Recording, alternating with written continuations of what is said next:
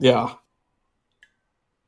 So anyway, Ed, Ed and Eddie was I thought it was hilarious. There was a lot of good humor in it, a lot of funny jokes.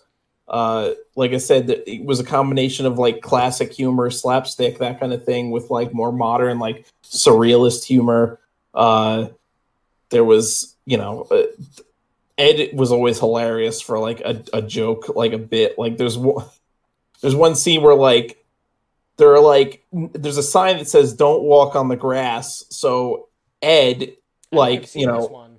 yeah, he goes under the grass, like because it's like he's like trying to like defy the sign without actually defying it. Okay. Then he rips up a patch of grass and he starts banging his head into the dirt, and he's Oh like, my god. "I'm a woodpecker, except with dirt." It's just like what the hell? I like the And he's theme like song. I will slamming say it. that. Yeah, the theme song was pretty funny. It was really good. Um, it was just a really good show. There was a lot of clever stuff in it. Ed is like a huge fan of all these like obscure like science fiction and horror movies, so he's always like making references to, like all this stuff. Like, uh, yeah, there's this one scene where they like are trying to sneak into a party that they're not invited to, a birthday party, and Double D makes this like fake jawbreaker that's actually like a smoke bomb, and Eddie like throws it down, and it like basically covers the whole room in white powder. Like it was basically just like a big ball full of like baking soda or baby powder. Oh my god, I got a story like this. And so all the kids start like emerging like out of like the freaking like piles of white powder. They're all like plastered to the walls and they're like falling down and coming out. And Ed's like, "This is just like the movie Zombies in the Deep Freeze, a cash cow." It's like the most stupid, like random stuff like that. It's just hilarious. That makes me want to watch. That makes me want to like try to see if some of these movies are actually real. Yeah, no, I don't think any of them were real. I think they were just made up for the show. I like. There's one episode where they're trying to like go to like the movie theater so they can sneak into like an R-rated movie. It's just like there's so many like it reminded me so much of like growing up. I think it's why I liked the show a lot because it was like it reminded me so much of like me and my friends and what we would do in the neighborhood and stuff. And it was like it just hit home like that. Mm. Yeah. Oh god. Well, I mean, now I gotta find out if some of these movies actually are real because there are weird movie titles out there. Like our buddy Chuck, who is probably the king of finding all these weird things and essentially birthed the name of this podcast.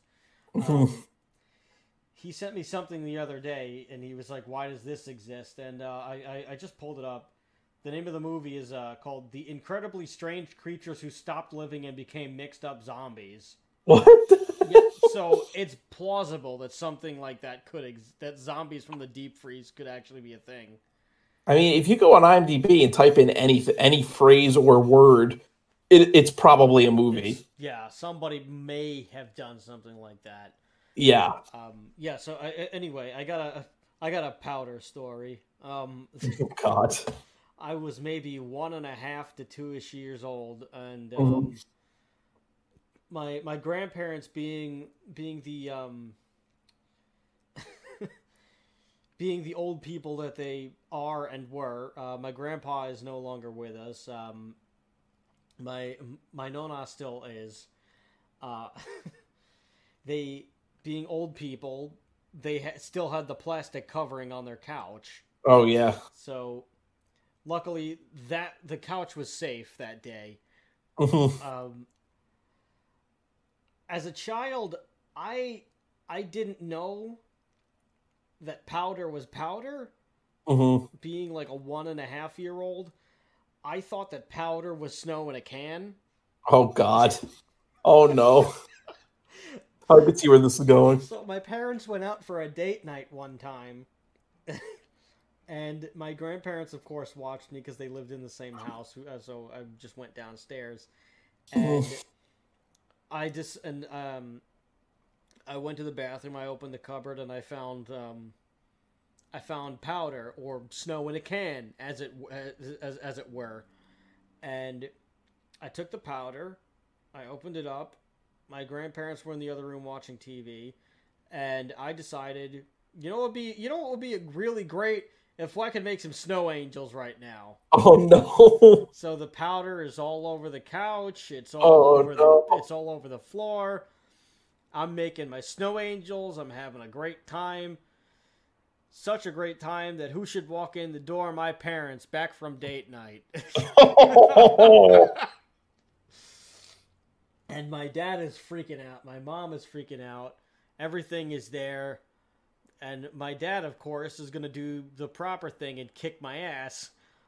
And my grandpa, who, my nono, he for some reason, like, once you got to a certain age, he was done with you. But when you were still a child, he was like, he was right. He always had your back. He stands in front of me, and I'm terrified, and I'm cowering, and I don't know I didn't know that I did anything wrong. I didn't know what was wrong. Right? Maybe I was a little older, but we hadn't had my sister yet, so I was at least 2. Yeah. And I was cowering. I was ready to get what was coming to me. And my grandpa stands in front of me, and he was a man of very few words and very broken English, and even fewer teeth in his mouth. And he stands in front of me, and he looks at my dad square in the eye, and he goes, "You no hit this boy."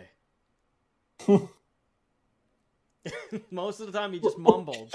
Most of the time, it was just like, no, fuck you, no. But this time, it was like, "You no hit this boy."